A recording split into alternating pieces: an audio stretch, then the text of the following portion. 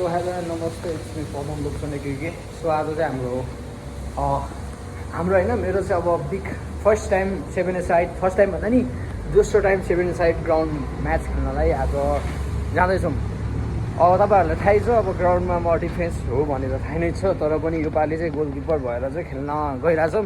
So कस्तो हुने रहेछ गोलकिपर यो चाहिँ 7 A साइडमा सेकेन्ड टाइम 7 A साइडमा सेकेन्ड टाइम हो। सो कस्तो हुन्छ अलिकति नर्भस छु, सक्छ कि सक्दैन जस्तो कन्फिडेन्ट भइरहेछ, किन डिफेन्स खेल्ने बानीले अलि गोलकिपर बस्नु अलि नसक्ला कि भन्ने टाइपको छ। तर पनि लेट्स ट्राई होइन, ट्राई गरौँ न कस्तो हुन्छ रहेछ पर्फर्मेन्स।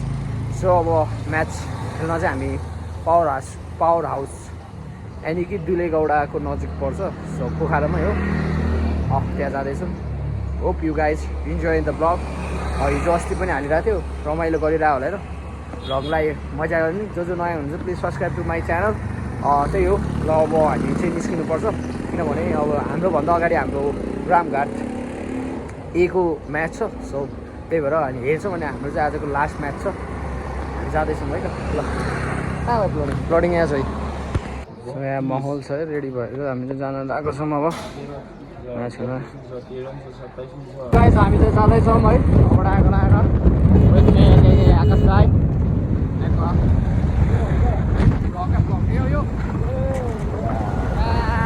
हामी चाहिँ अब गेम खेल्न जाँदैछौँ एङ्गल आएर है।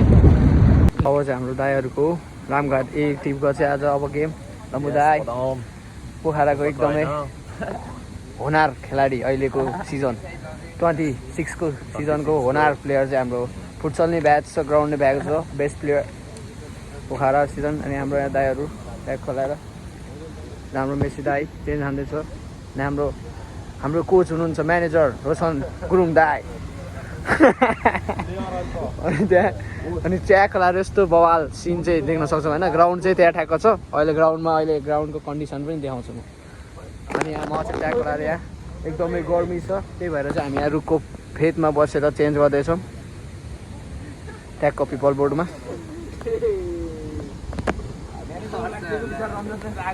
प्री क्वार्टर फाइनल म्याच हो। सो जित्यो भने क्वार्टर फाइनल पुग्छ है। ल सो गाइज ग्राउन्डको कन्डिसन चाहिँ यस्तो छ है, पुरै खेल मैदान अलिक गाह्रो छ यो मैदान। त्यहाँ दाईहरू भ्रमण गर्दैछ। अब चाहिँ गेम हुँदैछ।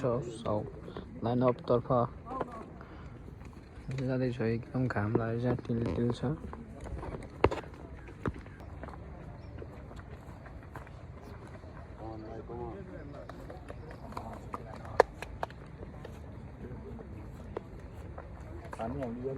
गाइज अनि एक गोल हानेर चाहिँ हाम्रो दाईहरूले जितेको छ। अनि यहाँ गर्मी भएर होइन यस्तो गर्मी छ जिन्दगी।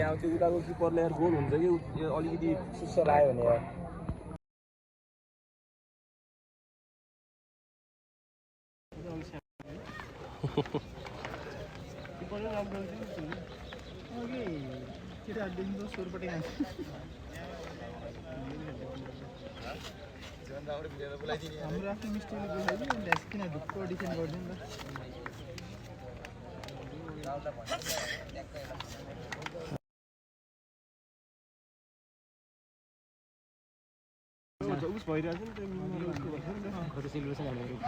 यो पनि घाँस खै राम्रो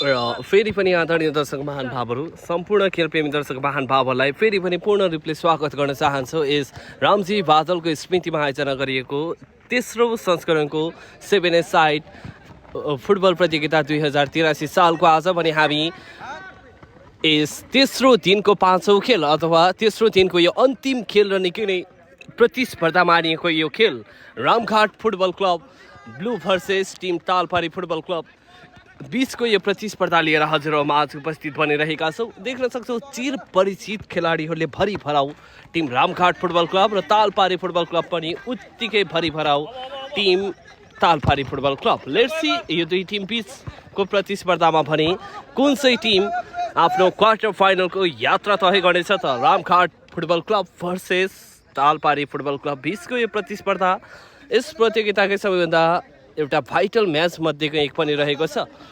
लेट्स सी यो खेलबाट कुन चाहिँ टिम चयन रहनेछ त आदरणीय दर्शक महानुभावहरू देख्न सक्छु। त्यसै गरी पदम लोप्चन नेसनल फुटसलका सदस्य पनि रहेका छन्। यस्ता खेलाडीहरूले भरिभरौ टिम रहेको छ। रामघाट भने यहाँ देख्न सक्छौँ अङ्कितको यो कटब्याक, तर नकुल तामाङ त्यहाँ भने सहज त्यो मौका पनि हुन दिएन। अब भने मनोज गुरुङ खेल्न चाहे राहुल गुरुङका लागि ब्याक टु मिगमार तामाङ। मिगमार यो लेफ्ट ल्याङ साइडबाट अझै पनि राकेश राई खेल्न चाहे राहुल गुरुङका लागि र राहुल गुरुङको यो प्रहार उत्तिकै राम्रो बचाउ गोलरक्षक पदम लोप्चनको तर्फबाट निकै नै सुन्दर बचाउ गरिदिए। सही स्थानमा थिए पदम लोप्चन भने कर्नर किकका निम्ति अब भने देख्न सक्छौँ राकेश राई र देख्न सक्छौँ फेरि पनि हामी केही फिक्स गरेर फेरि पनि हजुरहरूमा उपस्थित बनिरहेका छौँ भने यहाँ भने मनोज गुरुङ सही स्थानमा थिए। आदरणीय दर्शक महानुभावहरू देख्न सक्छौँ मिगमार मनोजका लागि खेल्ने प्रयास आशिषका लागि रहेको थियो भने आशिषको यो रिबाउन्स त्यति उपलब्धिमूलक अवश्य पनि रहेन भने फेरि पनि यो बल जित्ने अवसर प्राप्त रहनेछ। देख्न सक्छौँ अङ्कित गुरुङ रामघाटको तर्फबाट आशिष गुरुङ फ्रीम्यानको वाल सेट रहेको छ तालपारीको तर्फबाट आशिष गुरुङको यो प्रहार तर यहाँ भने र यो राम्रो रिकभरी अझै पनि हामी देख्न सक्छौँ नकुल तामाङकै पक्षमा र यो प्रहार लिने प्रयासमा भने आशिष गुरुङ बाधक परेका छन् भने सुभाष गुरुङ मनिष ठकुरीको यो ब्याक डेलिभर गर्ने प्रयास सुभाषका लागि रहेको थियो भने यहाँ भने हिरो गुरुङ एके आशिष अङ्कितका लागि खेल्ने प्रयास अझै पनि अङ्कित त्यो बल पोजिसनिङ होल्ड गर्ने प्रयास रहेको छ भने सम्भवतः यहाँ भने अङ्कित गुरुङ अझै पनि अङ्कित यो राम्रो इन्टरसेप्ट यहाँ भने नकुल तामाङको तर्फबाट भने यो रन बनाउँदै देख्न सक्छौँ मनिष ठकुरी यो अवसर हुन सक्छ र यहाँ भने राहुल गुरुङ उत्तिकै राम्रो बचाउ रहेको छ गोलरक्षक पदम लोप्चनको तर्फबाट निकै राकेशका लागि टिम तालपारी फुटबल क्लबको तर्फबाट राइट फ्ल्याङ्क साइडबाट अब पनि राहुल गुरुङको यो डाइरेक्ट सट पनि उत्तिकै राम्रो यो बचाउ पदम लोप्चनको तर्फबाट निकै सुन्दर बचाउ हामीले देख्न पायौँ र मनिष ठकुरीको यो प्रहार यहाँ भने अन्तिमतिर हामी रहिरहेका छौँ। यो अन्तिम फ्री किक अन्तिम कर्नर किक पनि रहन सक्छ के रहनेछ त यो अन्तिम कर्नर किक गोलमा पर्न र यो प्रहार सिधै आउट गएसँगै यो खेल भने जति र मिगमारको यो प्रहार यहाँ भने उत्कृष्ट फिनिस अञ्जन जुन स्थानमा प्रहार गरेका थिए त्यही स्थानमा तर निकै नै ढिलाइ टिम तालपारीले भने अब भने पहिलो पेनाल्टी प्रहारको निम्ति तालपारी फुटबल क्लबको तर्फबाट मिलन नेपाली आउनेछन्।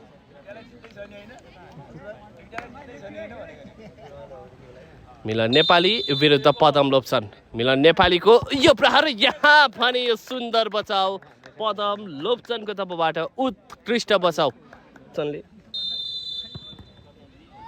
अब भने राहुल गुरुङको यो प्रहार यहाँ भने टप कर्नरमा उत्कृष्ट जाली चुमाएका छन्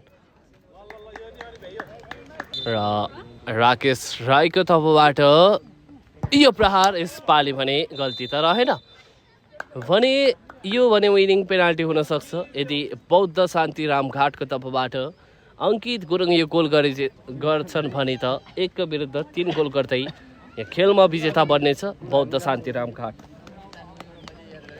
अब सबै जिम्मा रहनेछ अङ्कितका लागि र खेलमा टिकाउनका लागि यो बचाउनै पर्ने दबाब अञ्जन छेत्रीलाई। लेट्स सी कस्तो रहनेछ अङ्कित गुरुङ र अङ्कित गुरुङको यो प्रहार यहाँ भने उत्कृष्ट फिनिससँगै 1 विरुद्ध 3 गोल गर्दै टिम बौद्ध शान्ति रामघाट अन्तिम क्वार्टर फाइनलिस्ट बन्न सफल बनेकोमा धेरै धेरै बधाई। हामीले चाहिँ अब जितेको छ है पेनाल्टीमा के हो हजुरलाई के भन्नु छ त्यही हो अब अहिले एकछिनमा अब घर जाँदैछु धेरै पछि 7 साइड खेलेको अहिले जित्नै भयो जित्यो त्यही 7 साइडमा नि पहिलो विन भइसकेको छ आशिष दाई हिरो दाईसँग ट्याग लगाएर यहाँ रन्दीप पौडेल दाई पनि त्यता छु सबैजना ट्याग लगाएर यस्तो ग्राउन्ड उता ठुलो ठुलो प्लेयरहरू त्यता छ